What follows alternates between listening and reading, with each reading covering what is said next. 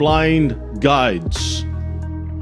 It's unfortunate that when it comes to what we call the gospel, one of the greatest things to happen on this earth, in the eyes of Christianity, they sell a message throughout the world and people jump on board and they say, "I found the truth." And then after that, they leave that truth and they go somewhere else. They found another truth and they find another truth. And based upon what type of cereal is served for that morning, they go there. And they go there and they go here, everywhere. And the reasons for that is because they don't understand the scriptures. The Bible is a Hebrew book. We've talked about that.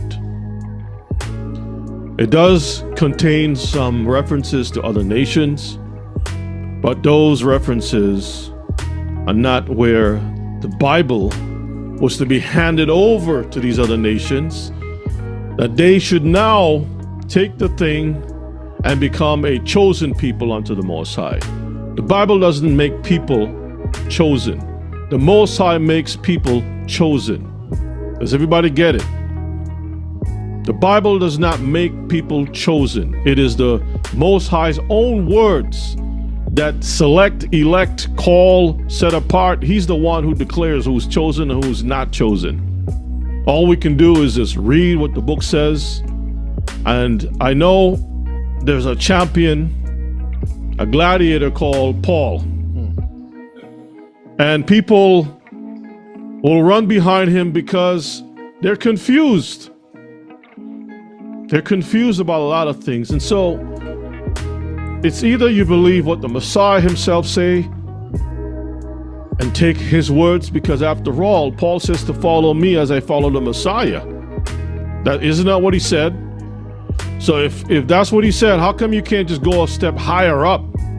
Because everybody likes to run to Jesus anyway. Just run to Jesus and see what Jesus has to say. And when you run to Jesus, you'll see what Jesus has to say. And so we're going to go through a few things. It's old news for us, but necessary news for those, or necessary teaching for those who haven't been with us long enough, or sometimes before the channel was taken down. Many of you all had a chance to go back and look, and you've walked through and went through all the teachings to come to a better understanding. But some people, when they see something is a year old, like, nah, I'm not going to go there. They want the latest, freshest right off the press. The latest this. Gossip. Hot off the press. So maybe what I should do is recycle. Yeah, so all I gotta do is just slap a new thing on it. a picture on it, like how to do the bag of chips. Yeah. Put the Kellogg's chicken facing this way. Next week, put the Kellogg's chicken facing that way. And then people will say, "Oh, that's something new." All right. Okay, no problem. So on the screen, you can see what represents the modern day pastor going to get his eyes checked. Can't read a thing on the screen. Eyes are bad. It can't see the word. Don't even know the word. If you can't see the word, how are you going to know the word? You can't see it, even if it's in black and white in front of your eyes. But what about this over here? What about this? But what about it? Many of today's pastors want to start in the book of Matthew. And if you want to go to the book of Matthew, why don't you just start at chapter 1? And if you want to go to Luke, start at chapter 1. If you go to the book of John, start at chapter 1. I mean, in the beginning parts of those books, it tells you what the Messiah is all about. Simple. First thing to put on the table is grace. We're going to cover a little bit of that too. But I've done classes on grace already. Yeah. All right, let's get it, Brother Shay. You can even link it to the glasses or the lenses, the other classes that you have taught them on the same thing. Just because someone reads the Bible to you doesn't mean that they really know and understand it. Just because someone preaches a sermon doesn't mean that they really practice it. A lot of people preach, but do they practice what they preach? just because someone says that they are believers doesn't necessarily mean that they really believe in the Bible. And you'll be surprised. We have all been followers of blind guides who hide behind titles of authority. For them, preaching the gospel is just another job in the realm of psychiatry and family counseling. A lot of them don't even believe. I've shared news articles where pastors say, I don't believe in the book. I don't believe in the Bible. Theologians who teach at seminaries, I don't believe in this thing. Yeah. It's just something that I can teach so you can make money. That's all it is. You want to say something? Well, I was just going to say a lot of them are atheists, if you want to put it that way. You know, and they say that they believe totally in something else. But again, they're doing this as a job, being professors at these colleges. Even in churches, they're paid to be pastors rather than actually taking the word and wanting to teach for salvation's sake. And you know, one time I was on lunch, and this brother came up to me, and he was a pastor. Just because I was a brother, he says, we start talking, and then he's like, so you can play music? What about preaching? Because we're looking for a youth pastor and some musicians, and we pay very well. He actually told me that, and I was like, no, I mean, you don't even know anything about me. I could be a murderer or something, and you want to hire me? I mean, that's how these people do. They just hire people. You're absolutely right. I remember a church who say that they don't associate themselves with people of the world. And there was a man who was the chief musician of the church, who later on became a deacon. And every once in a while, he would leave that true church that he was associated with. True church, I put that in quotes because that's what they said. And he would go play music for the other churches that are not true. And I'm thinking, what fellowship does light have with darkness? Because that's what comes out of his mouth when he's teaching. But yet he go over to another place to play for money. And yes, Brother Shea, you are 100% correct.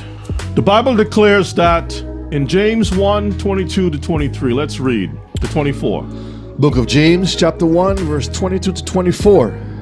But be ye doers of the word. The Bible says to be doers of the word. Go ahead. That's action. And not hearers only. Not hearers only. So you have to do it and you have to listen, hear, right? Go ahead. Deceiving your own selves. Because some people hear, but they don't do. Pastors will preach, but they will not practice what they preach. You know, sometimes it takes paying attention, because you could hear what the person is saying, but if you're not paying attention, you're going to hear what you think you heard what the person is saying. And then therefore, you start to assume and create that voided space that you missed with something else, and it's not what was said. So now you have something false that's there. Verse 23, for if any be a hearer of the word and not a doer, he is like unto a man beholding his natural face in a glass.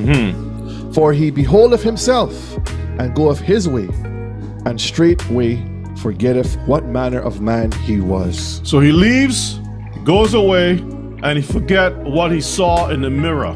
All the flaws, the natural man, which are all the flaws.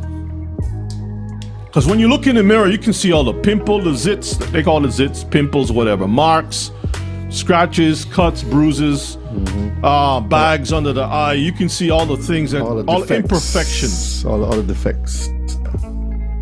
You may not like it, but that's the reality. The mirror is telling you the truth. Mirrors don't lie. Okay? It's telling you the truth. Now, in your mind, as you walk away and you distance yourself from the mirror, your mind is starting to fabricate, I'm not so bad after all, I'm okay. But the mirror is telling you what you looked at previously. Let's read verses 25. Verse 25. But whoso looketh into the perfect law of liberty, and continueth therein, he being not a forgetful hearer, but a doer of the work, this man shall be blessed in his deed. So James is saying a person that is blessed is one who keeps his eyes in the mirror. Are we to believe that the disciples were confused graduates? That the law, the perfect law, which is a law of liberty, that's the mirror. You look at the law and then you examine yourself. By looking at the law, you can see the flaws that's in you that you need to work on. That's what he's saying. And you know, as you walk through life, somebody's gonna tell you, hey, you know, you got bags under your eye. Sometimes you'll say, yeah, you know, I know it. And then you say, yeah, you know what? I didn't sleep so well last night. When you look in the mirror, the law is telling you, straighten up. You need to get some rest. You need to do so and so. And then people will remind you, if they really care, by looking at you, hey, you don't look so good. Now the question is, do they have a mirror to look into? They have broken the mirror. They have thrown a sheet over the mirror. They want people to tell them. And half the time, people are going to tell you what you want to hear, because they don't want to offend you. That's called churchianity. When you come to churchianity, hey, brother, you looking good. Oh, sister, you're all right. And really and truthfully, that person ain't right. I remember when we had young people coming up to sing in a congregation earlier, when we were trying to transition them out of churchianity. We trying to pull them out, casting the thing, pull them out, stretching our hand over into the lake and pulling them out of that that dirty water. Trying to pull them out. And they want to go up and sing, having all types of life. I says, nah, you can't do that. You can't go up there and sing. Your life ain't right. You can come. We don't condemn you. We're not condemning anyone. We're just saying, listen, you're not right. They want to live however it is. They want to come and sing. He says no. And other brothers will be offended, like, why are you saying that to her or to him? Then I would say, brother, you ain't right. Because if you can't see that, you're not right, because you are dealing with these people all the time and you never took the time to correct them. And I'm telling you that you're not right because they're not right, because you're not correcting them, and you're offended by that.